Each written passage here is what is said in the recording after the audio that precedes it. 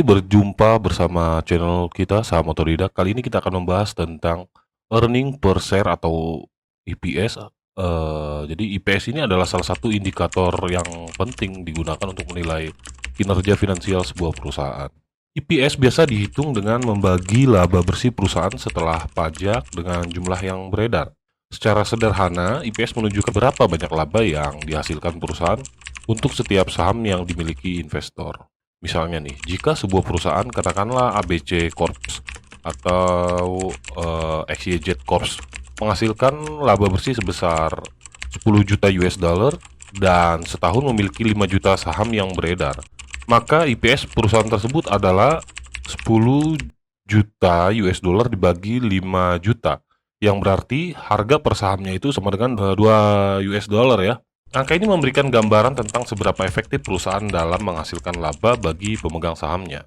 Misalnya nih, contohnya begini deh. Mari kita lihat kasus Apple pada tahun 2022, di mana Apple melaporkan laba bersih sebesar 99,8 miliar USD dan memiliki sekitar 16,4 miliar saham yang beredar. Dengan membagi laba bersih dengan jumlah saham, EPS Apple untuk tahun tersebut adalah sekitar 6,08 US dollar.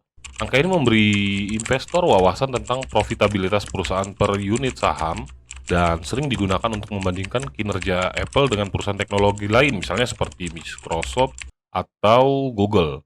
Namun, IPS harus dipahami dalam konteks yang lebih luas.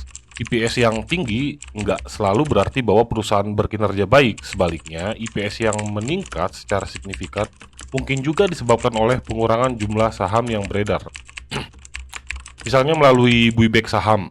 Selain itu, IPS juga harus dibandingkan dengan proyeksi IPS masa depan dan juga dipertimbangkan bersama dengan rasio-rasio lainnya seperti price to earning ratio yang penilaiannya lebih menyeluruh.